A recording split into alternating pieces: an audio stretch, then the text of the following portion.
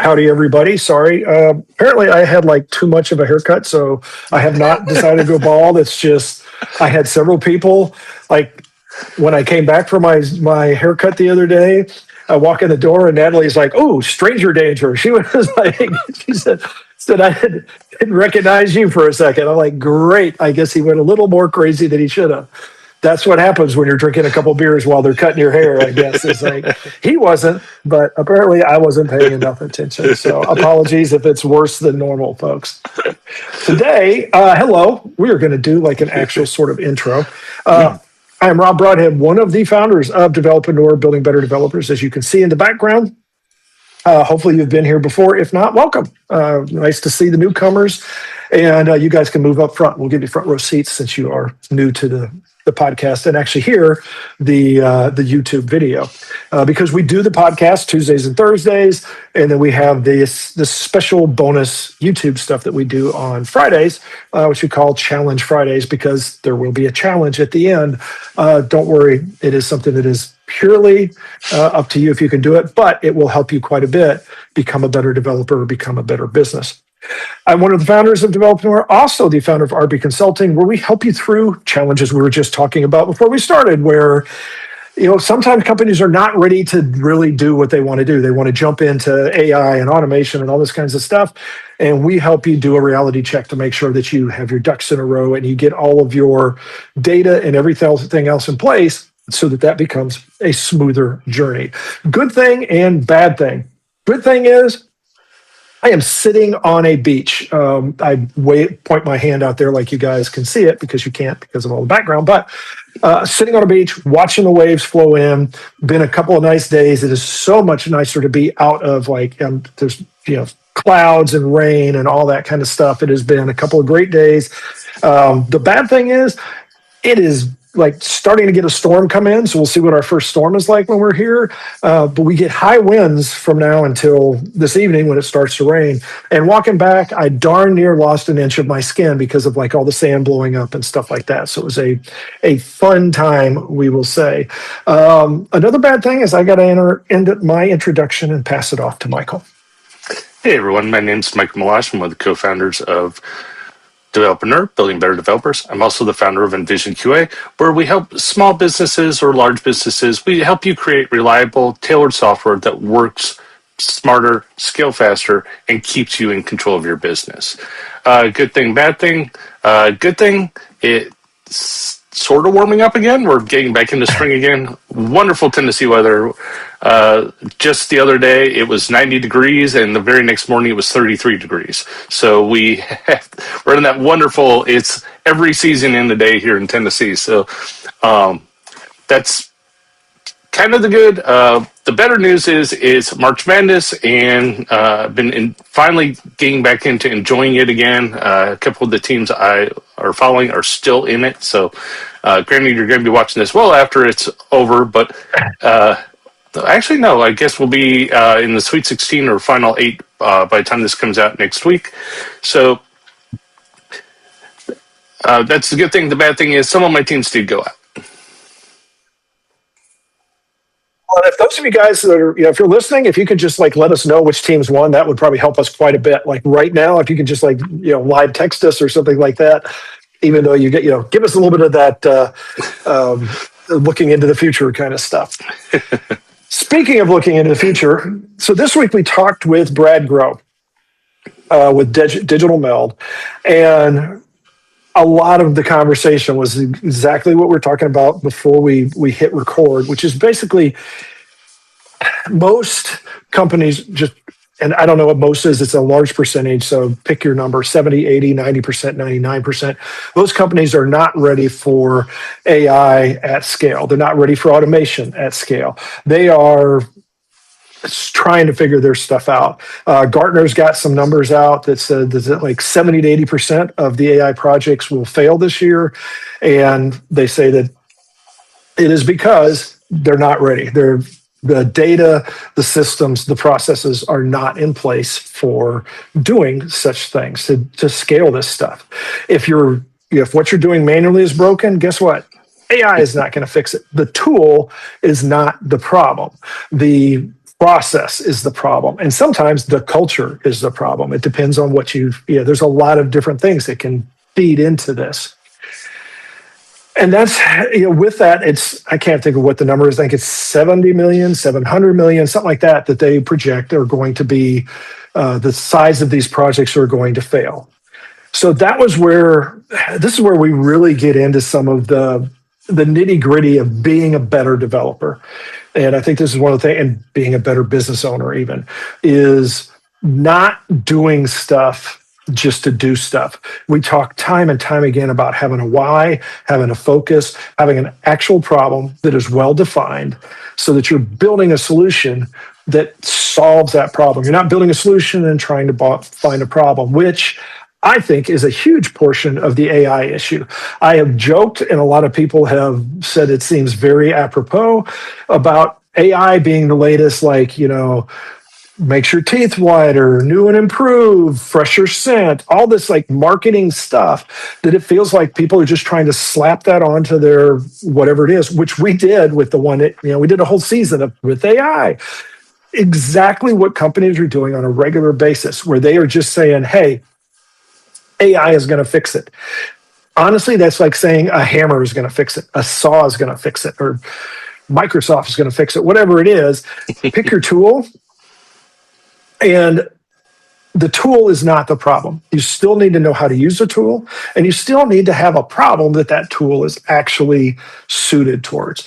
Good example before I pass it off is I'll just throw out there is there are some people that are running into issues with AI when they deal with AI for finances and accounting and some of that kind of stuff. And it was something I was listening to. Actually, it was an AI generated podcast that I had that culled through a lot of information because I was trying to consume stuff quickly. And it brought up the point that what AI does, it's pattern recognition. That at the heart of it is what it is. So pattern recognition is awesome. If you want to find patterns in a pool of data and a lake of data, that's awesome.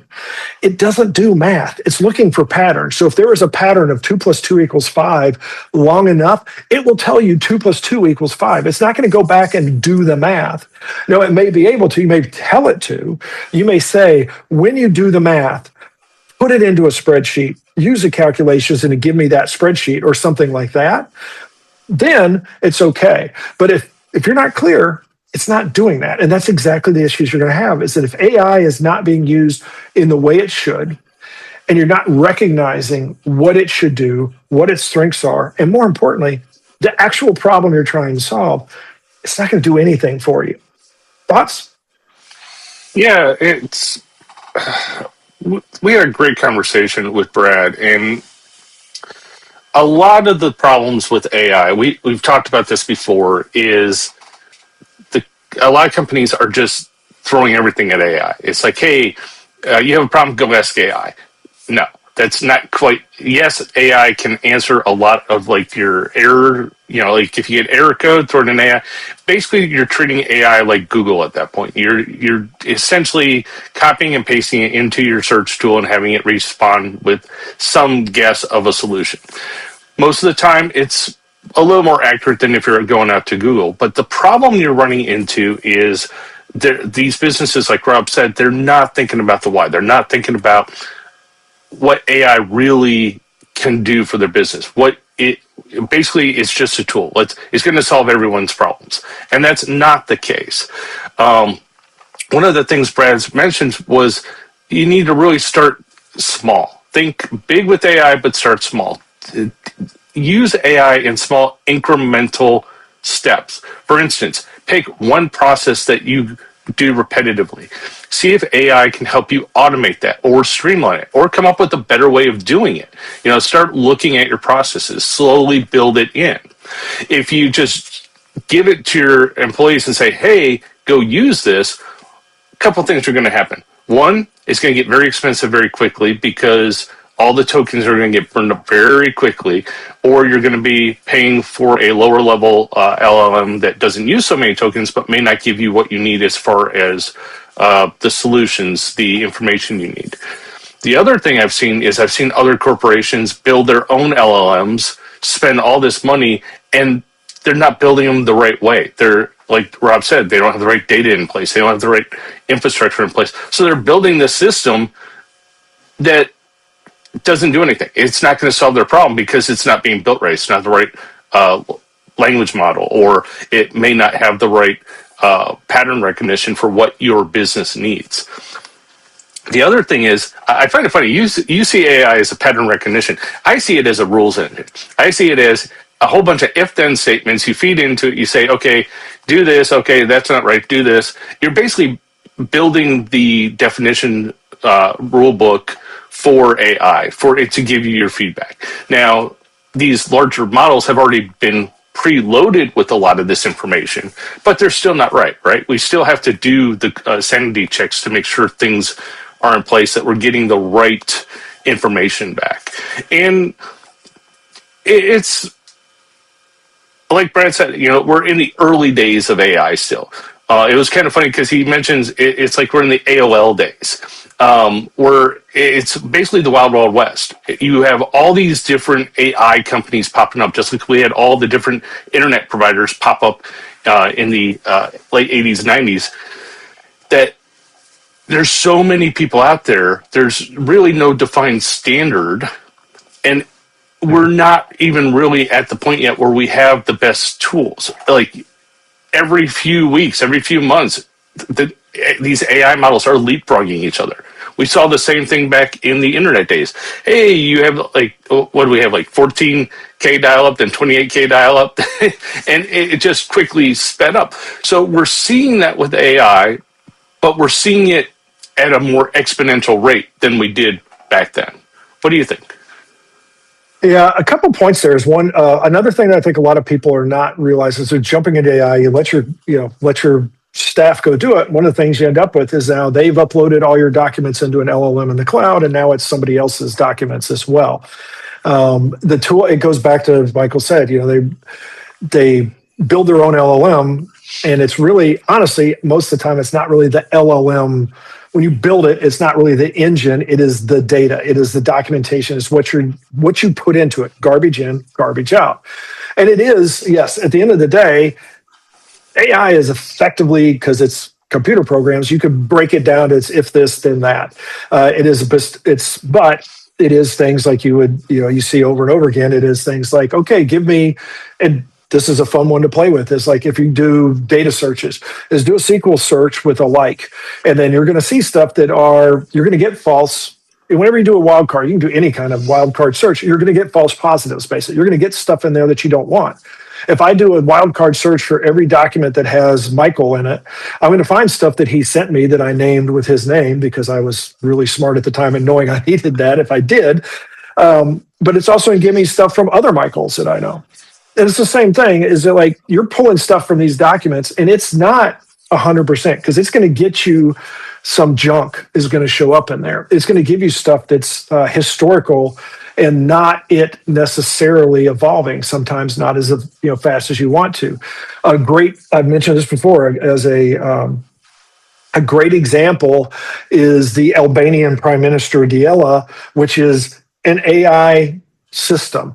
And the whole point of this, one of the whole points of this, is to get rid of corruption, is to like have somebody that can award contracts based on face value alone, based on a set of criteria. But the funny thing is, if you use the past as a set of criteria, and let's say like Michael was corrupt and he was always paying people off and his firm won over and over and over again, that is going to be built into the AI that Michael must be really good. Unless you explicitly say Michael is corrupt or something like that, then you're going to suddenly see that, okay, Michael must be really good. So if Michael bids, he automatically gets a plus. And this has been like, I've spent a lot of time in this in the last 6 months or a year, building out some of these tools, exploring some of this a little bit later, a little bit deeper as far as like what AI can do for us and what it can't, and what are its strengths and what are its weaknesses. Where does it lie? Where does it hallucinate? Because it's just like any entry level employee is you got to figure out their strengths and weaknesses first. You got to figure out how to talk to them. Every engine's a little different. Once you start changing prompts around, that gets a little different. It is incredibly fun, frustrating, challenging, educational, all of those rolled into one when you start taking a problem, especially if it's a fairly tightly well-defined problem, and put it in engine after engine after engine. Go talk to Grok, go talk to Perplexity, go talk to Chat, go through all of those. You're going to get very different answers. And then start having them like critique each other's answers. And you're going to find over and over again, you're going to find stuff that, like, especially when you dig into it, you peel into that a little bit, get like a layer or two deeper, you're going to find out that it's stuff like, well, you didn't ask that, or I assumed this, or this is where I got this from. But if you include that, then suddenly it changes the answer. It is like anything else at the end of the day. If you're making a decision, you can only make a decision effectively on the data you have. Otherwise, you're making stuff up. Now, you could say that's totally valid. I can make decisions based on I might be attacked by dragons because I think it could happen, but that doesn't, like, okay, yeah, it could. You're thinking outside of the box, but that's not very likely. So, and AI doesn't, it's not a reasoning engine. They say that in some cases, but it's not actually. It's looking for patterns. It's saying, okay, 99 times out of 100, this is the approach that should be taken. And so this is the approach I'm going to do. This is why you will see, if you go look in documents, if you look at websites, if you look at images, you look at art, all the stuff that's AI generated, you will see things that are textbook, what it should be. Like, websites are great for that. You will see stuff that look like other websites that are very styled like that. They have a lot of the same things. They're using some of the same examples, which honestly, it's like, yeah, because we have stolen from ourselves for the 30 or 40 years that we've been doing websites, is we just find one we like and we take those things. And so we have over time distilled what is a good website. What should it have? What kind of fonts do you use? What kind of colors? What do the colors mean? What does it work for in your industry? AI uses all of that. Which is great if you want to take something that is good enough or that is matching a certain style. If you say, I want to go do a Gartner looking study, what does that look like? It can go through all of the Gartner studies. It can find you all of the commonalities and can say, here's a template. That's awesome. That's exactly what it is good for. But when you start pushing it, or if you don't know what you're actually asking it, which so often is the case, then you end up in trouble. And so you run into these situations where you're not using data that is actually valid. You made wrong assumptions about the data. And so now when you give that with your wrong assumptions into AI, it's going to give you more wrong stuff. And so it goes back to understand what AI does and understand what is the problem you're solving? What is the data and the context that you're working with? I'll jump off my soapbox briefly. I do think, moving forward a little bit, that he made a great point. We need to, as entrepreneurs, as developers, we should be on the leading edge of this. At this point, some people could argue you may be a little bit behind if you haven't jumped on the AI train and not like at least understanding it and how it works, understand what it is, what it means to the various architectures around AI, whether they're using RAG or whether they're using LLMs, and how you're using those, and how do you connect to the different things, and all of the details of doing AI. But better late than never if you haven't. So I love that he said, pick a project. It doesn't really matter what it is. Pick something. I think he said, just pick a tool. Doesn't matter which one you use. Whether if you like Google, great. If you like IBM, Microsoft, great. If you like whoever it is, go spend some money. They're all about the same price, depending on how you use them. As long as you use them good, you'll be fine. Pick a tool, pick a problem, start working into it. Whether the problem is researching something, whether it's creating something, whatever it is, and dive into it and get to learn what you can. I will throw bonus stuff out before I throw this back to Michael and his thoughts. I started playing around with Notebook LM, and I will say that the free version even is really great as a learning tool. You can plug in, I think it's up to 10 sources, and it could be a website, it could be a book, it could be stuff like that. And it will go distill all of that and turn it into a podcast. And it gives you two different voices. They're funny because they do say something.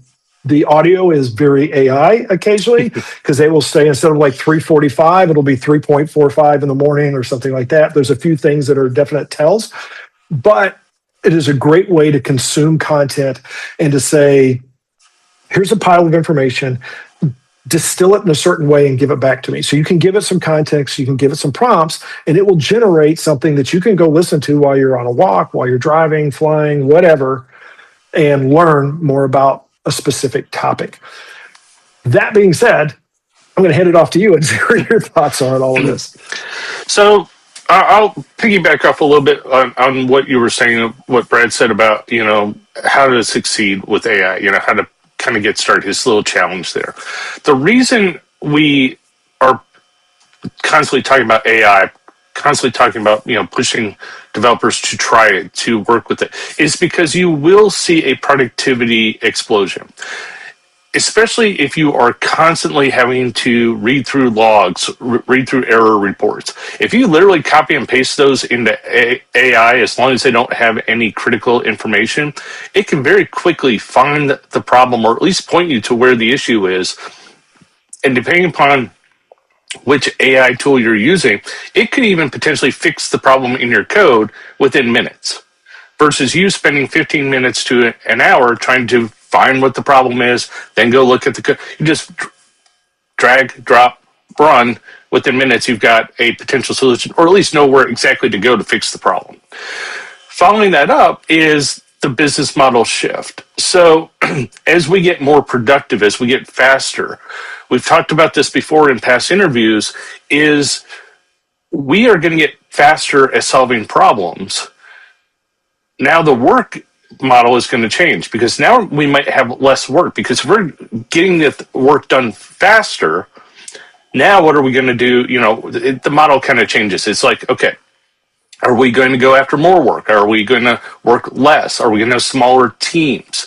So there is going to be some type of shift in the business model once AI becomes more readily available, more adopted by businesses. But the key is, if you are a strong developer, if you know how to think in systems and processes and structures and basically solve problems, you're going to be fine. You just start using AI and start understanding how to prompt it, how to get it to work with you as a assistant, as a tool.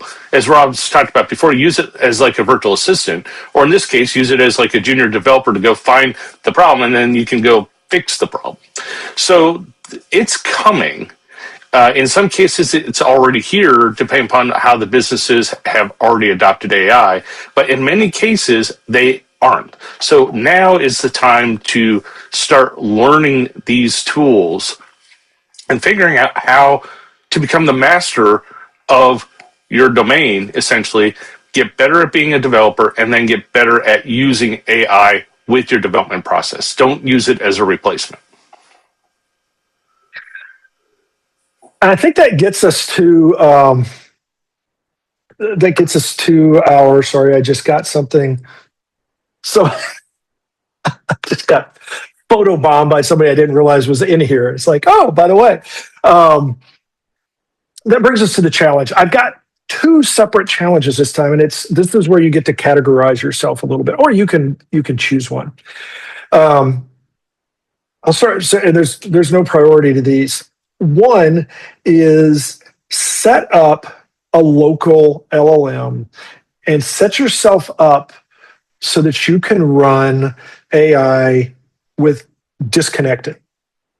I think it is worth it now you may not be able to. I will put this like up front, is understand what that means, because if you have a very old machine, it may not work very well. There is a site out there that will give you recommendations about certain engines and things like that.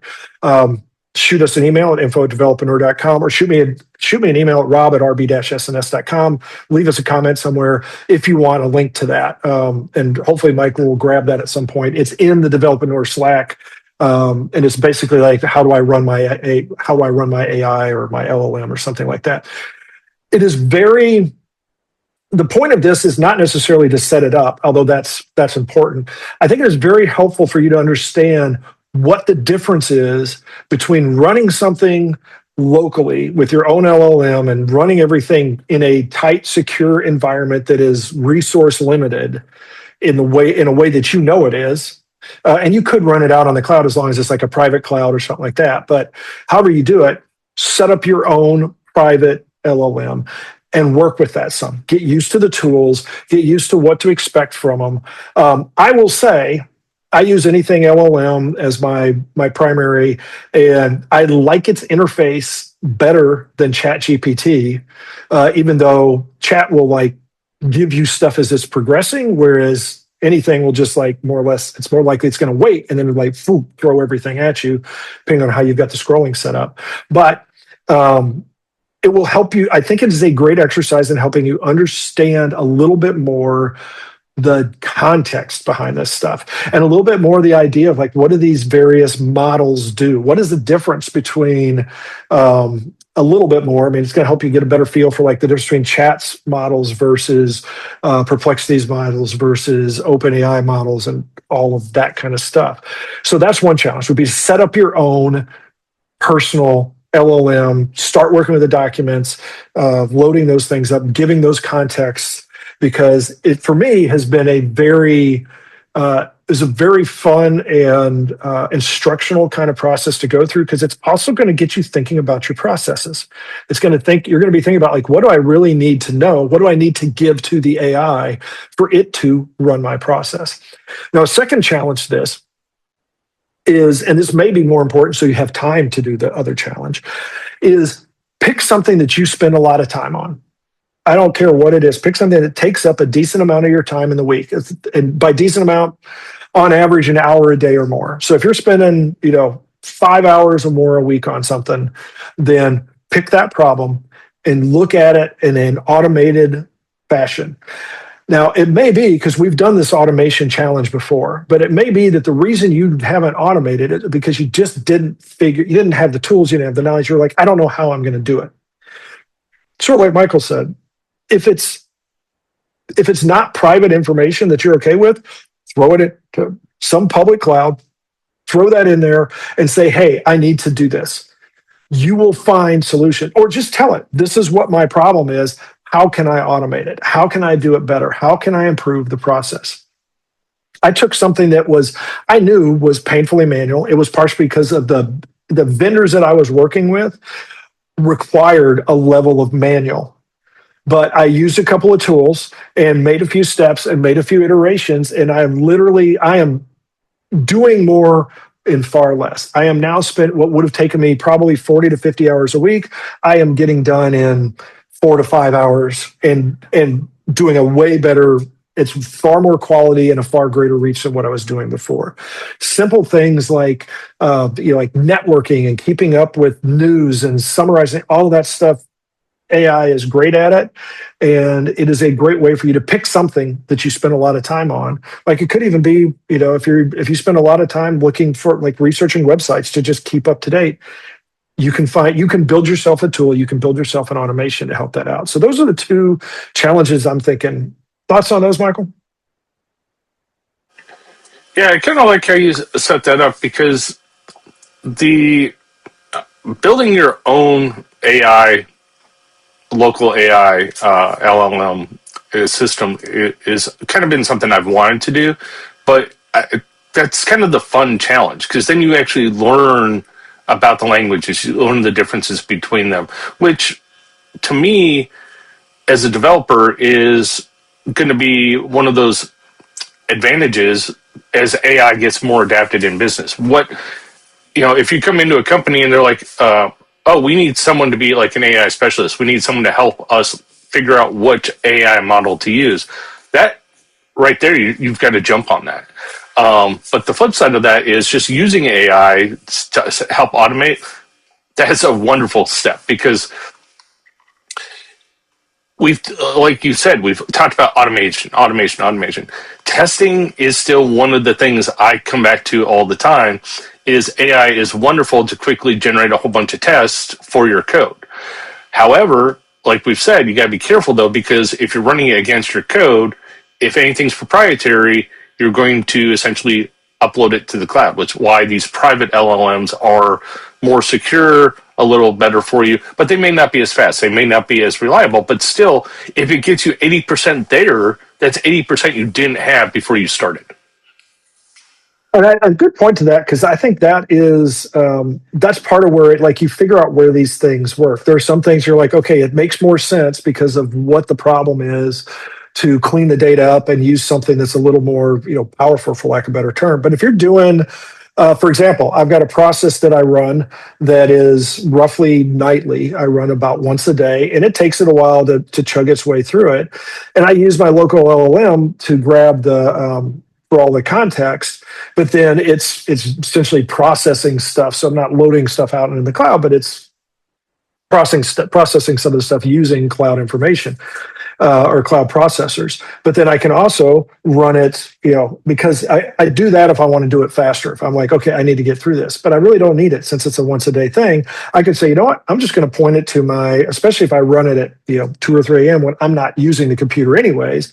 Then I can say, hey, that's fine. You can go use my local, use a local engine, go run through all this stuff. Yes, it'll take a little bit longer, but that's okay. It works out. And that's part of having your private one there, is figuring out what it does off of your local resources. Is like, what can it do anyways faster than you can do it? And like one of the good examples is coding.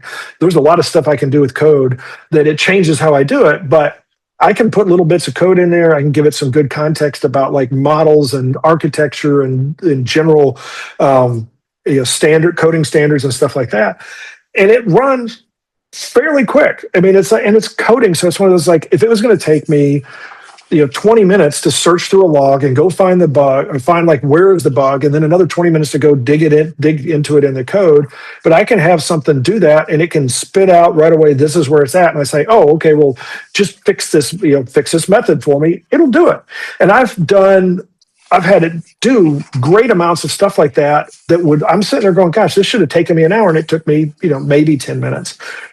Even if it took you 30 minutes and it would have taken an hour, that's 30 minutes saved.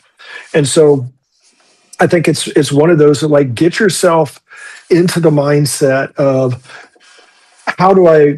what do these tools do, so I can figure out where I can actually use them to solve problems. I think you will. See, it's funny you mentioned that, because SQL is a very good example of that. Because if you have queries that are taking a long time to pull data or process data, dropping in your DDLs and your queries and say, hey, run an explain plan on this, check this out.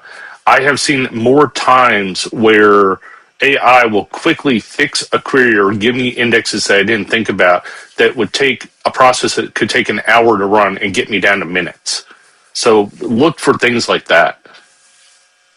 Yeah, and it is very good, especially because you can give it context. Now, you have to be careful with all of these, but if you give it context, like, you can give it the whole schema, especially if it's a local one. And I haven't tested this, and I'm going to test this time-wise. This will be something on my to-do list in the next few days. Take a whole schema and then say, what's the best way to run this query? And now it has the schema as its context. So it knows what indexes exist, what are all the foreign key relationships, what are the table structures.